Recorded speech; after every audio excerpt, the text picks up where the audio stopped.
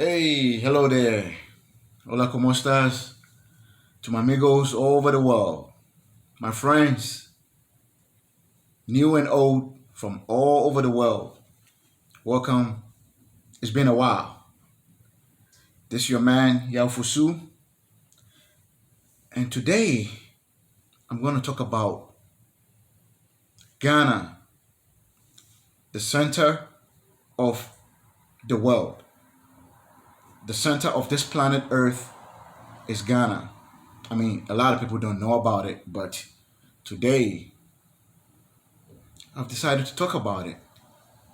And if one person, just one person on this planet, could learn something from what I'm about to talk about here today, I have achieved my goals.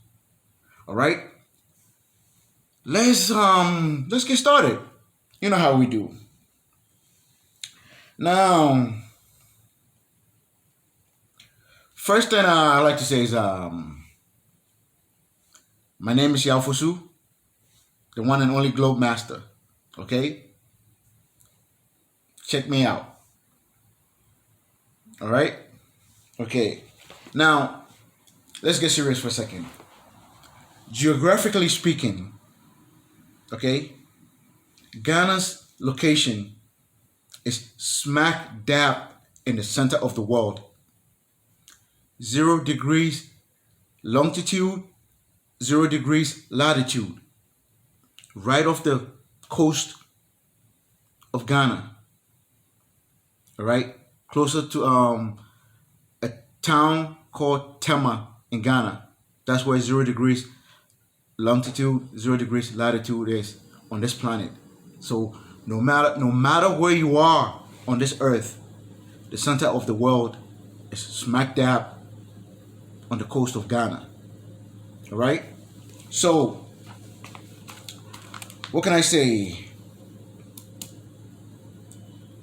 Historically speaking, that area called Ghana today has been inhabited by several different African tribes, or should I say Kemetic tribes, because most of the tribes that have lived around that area, including most parts of West Africa, most of them migrated from Kemet, or what is now known as Egypt.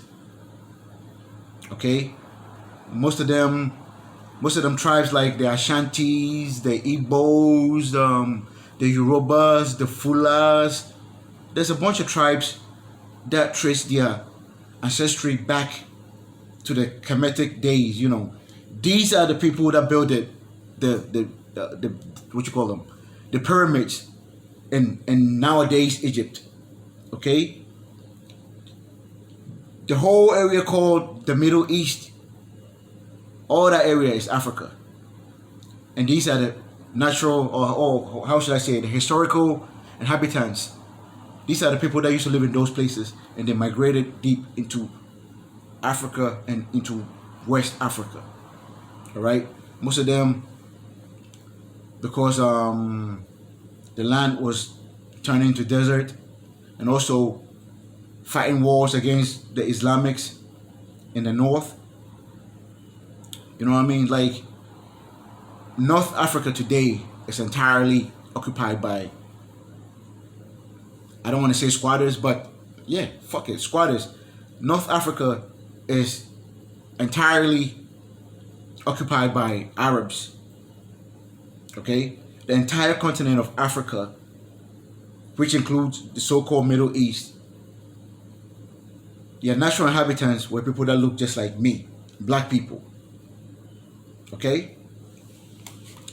All right. So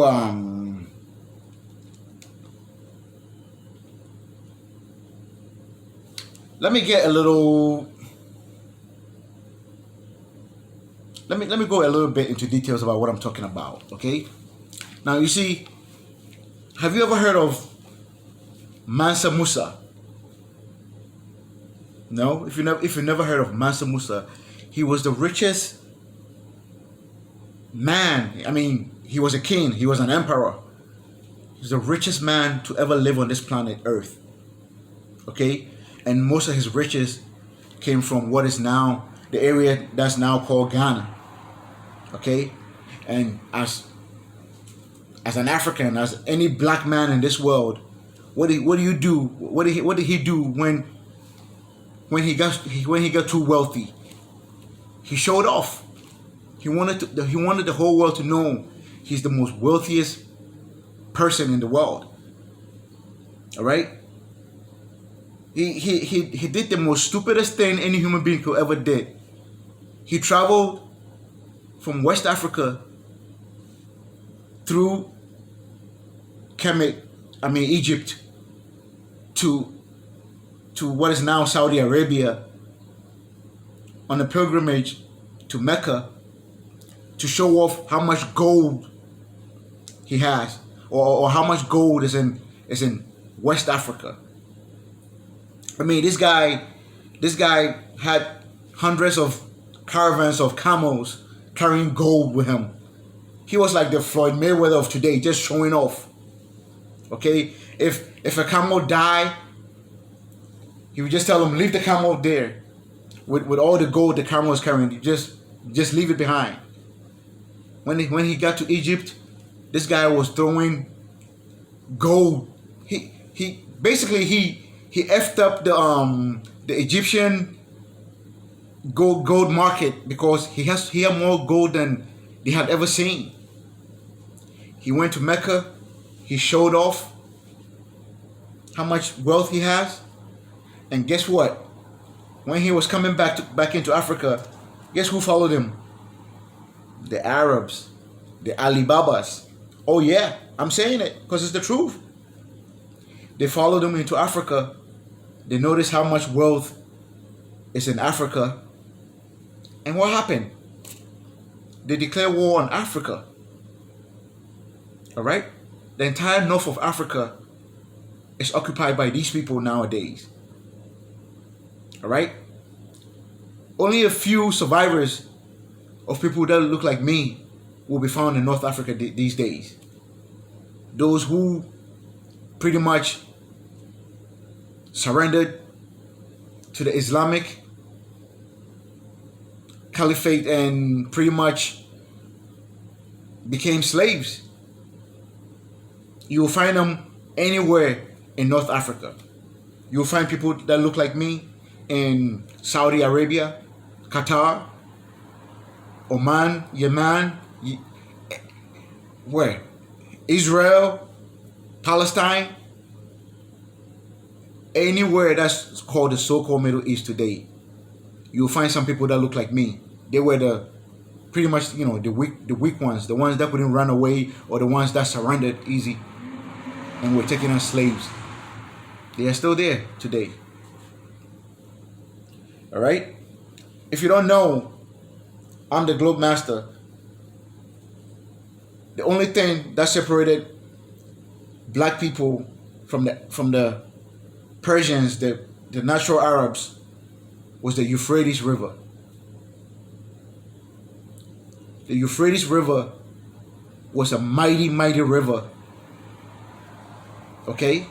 That's what separated blacks, Africans from the Eurasians, the Persians. Okay? Learn from me. I will not lie to you. I am smarter than any professor in Harvard University, Oxford University, Cambridge, whatever. Let any one of them try to pretty much argue with me or question my theory here or anything I'm about to talk about today. I speak nothing but the truth.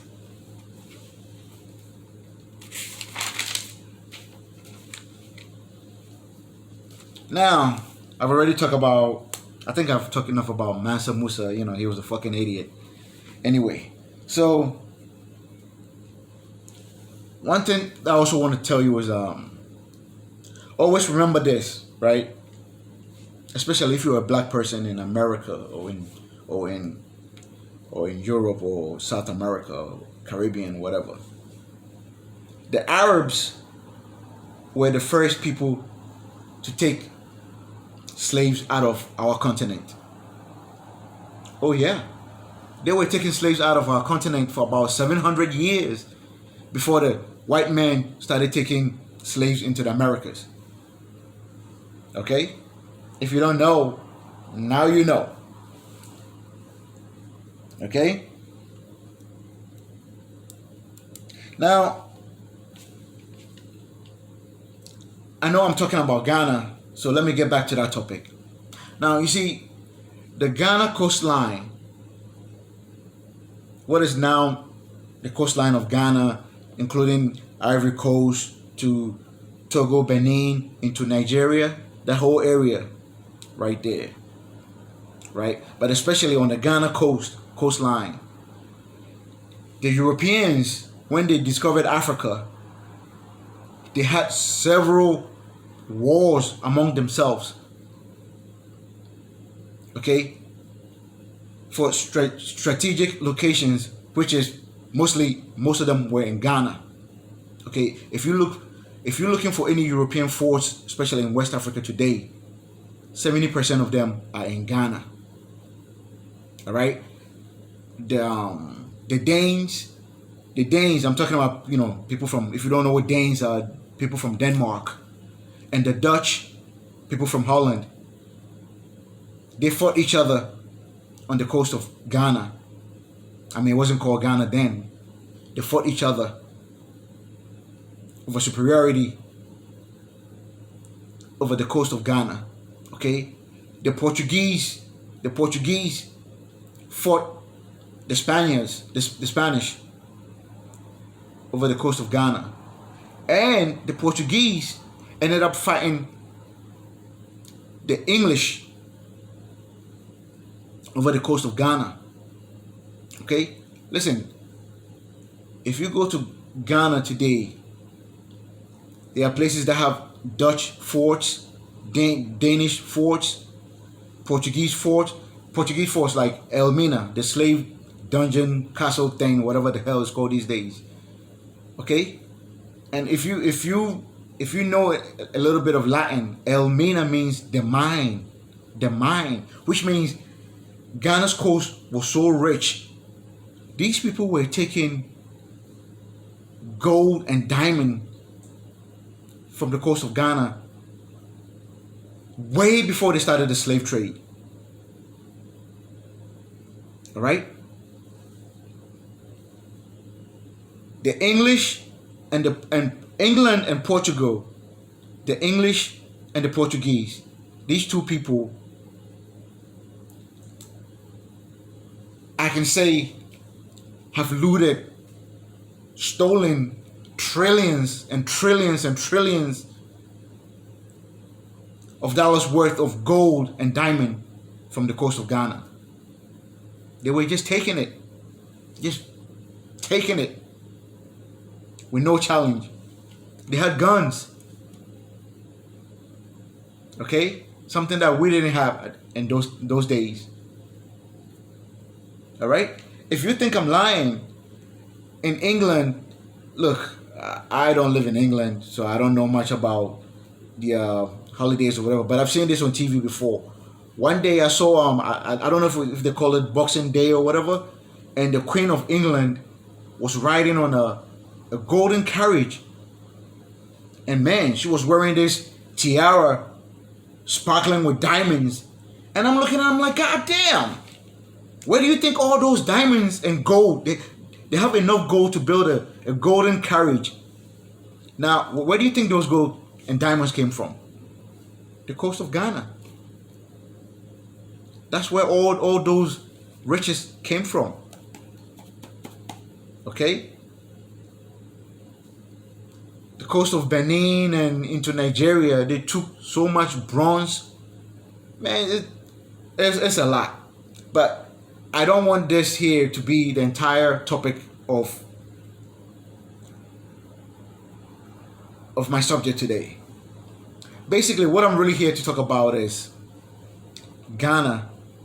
Why Ghana is so addictive to people that that travel to Ghana for the first time, or why people all around the world are so curious, so inquisitive about Ghana. Now, I have traveled to Ghana several times, okay, and this is my own research. I've noticed that anytime I land in Ghana, and I'm not just speaking for myself, but for others that I've seen around, you feel this happiness that just comes inside of you. It's just within you. It just pops out of nowhere. This feeling of happiness. So I was thinking, and I'm like, why is that? Why is that? I mean, I have traveled around the world. You get a similar feeling when anytime you're around the tropics. Like anytime you are close to the equator. I've had that. I'm pretty much almost the same feeling. First time I went to Costa Rica, I had that experience. First time I went to the Philippines, you have that experience. First and only time I've been to Singapore, I had that experience. Anytime I'm in a tropical, anytime I travel from the north to a tropical area or anywhere that's close to the equator, this sensation comes inside of me. And then I realized that's dopamine. Dopamine. Now, if you don't know what dopamine is a chemical that your brain releases into your body when you're happy. Okay? So, for example, like, you see people that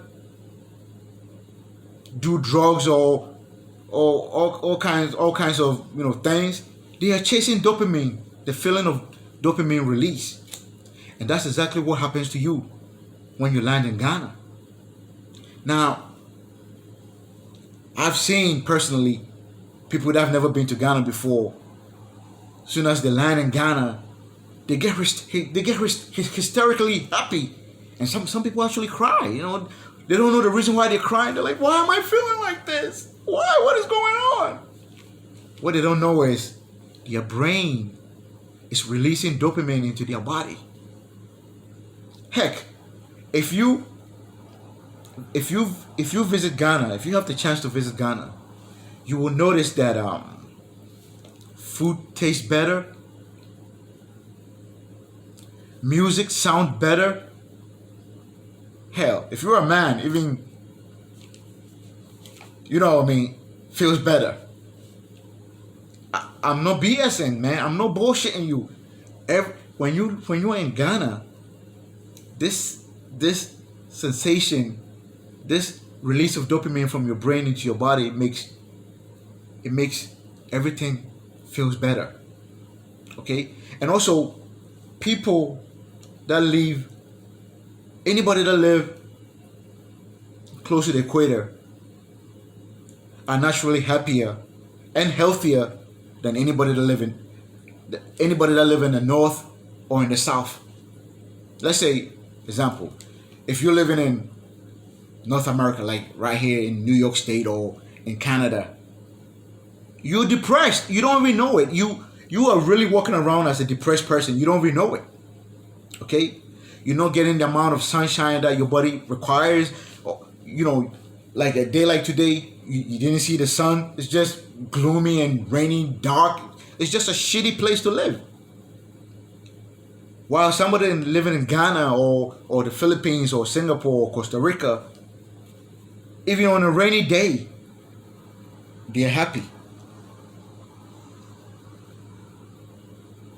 Okay, now, I dare any smarty pants, any scientist to challenge my theory or what I'm talking about here. Okay? See, this is why I don't have a PhD, because I feel like I am smarter than any professor that will be in the room, in the class, to teach me about something that I already know. Okay? Call me crazy. I'm not crazy. I just think I'm smarter than half of these professors out there. All right? So Ghana, pretty much the location alone can drive you crazy. All right? You see,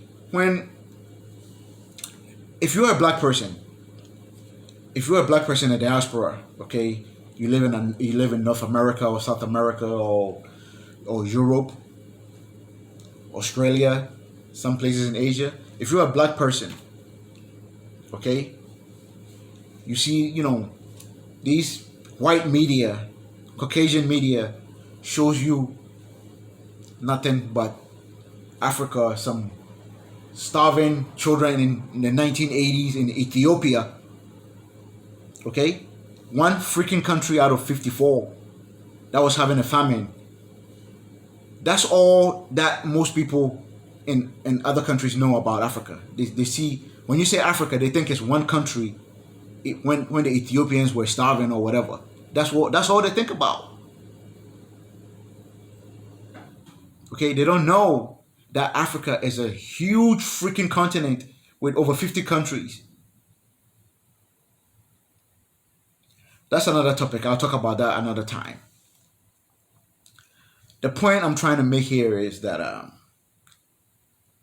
the reason why some people get hysterically happy when they travel to Ghana is because your brain releases dopamine into your body. Okay? The fact that you are so close to the equator and smack dab in the middle of 0 degrees longitude and 0 degrees latitude, you are in the center of this freaking earth. So there's no happier place in the world than Ghana. That's the reason.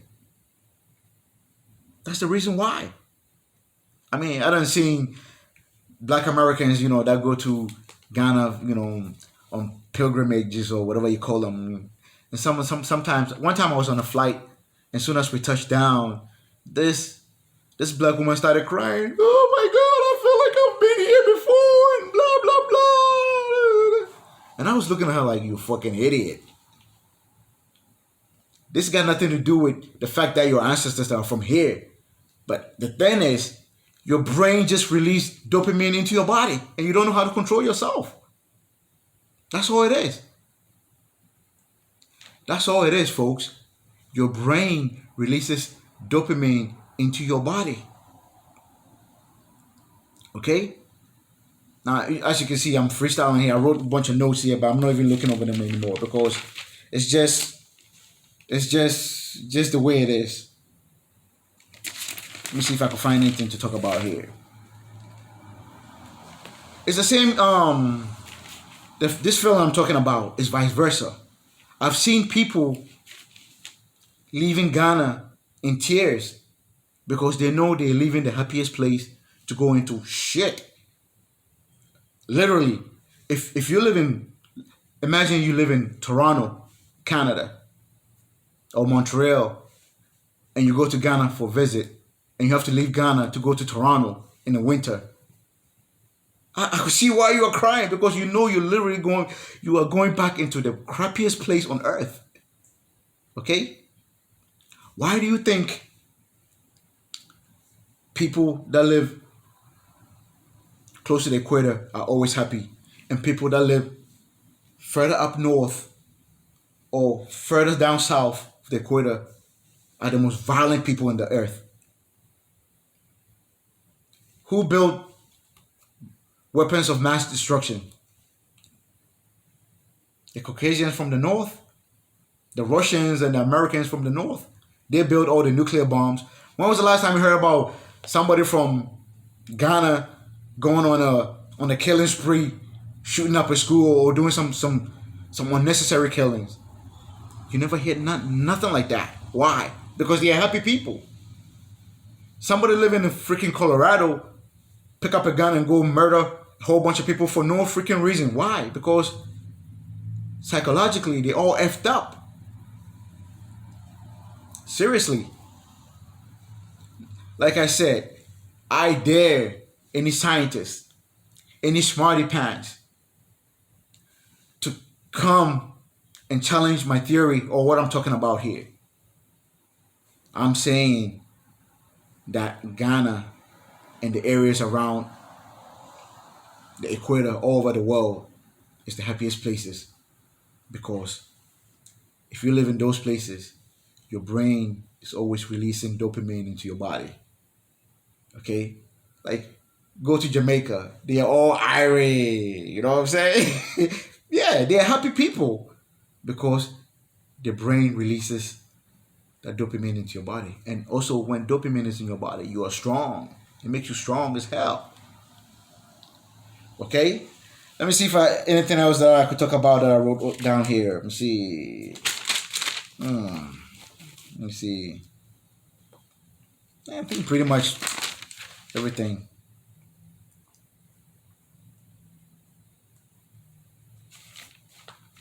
So, before I go, I'm going to try to make this video not too long. If you think, you're probably looking at me and saying, this guy is a little bit cuckoo. But, all honesty, I'm not cuckoo, all right? Okay? Maybe I have a little bit of Ghanaian dopamine running through my body. Not a little bit, it's a whole lot running through my body. But I am not crazy. I'm just telling you the truth. All right? My name is Yao Fosu, Globe Master. Check out my channel. Subscribe to my channel, bro or sis. All right? Share it, like it. Join my family of subscribers. And everything will be all right. Okay? If you're a lady and you're cute, you know what I'm saying? If you know you're cute, holla at me. You know what I'm saying? Hit me up with some comments. Cheers. Arrivederci.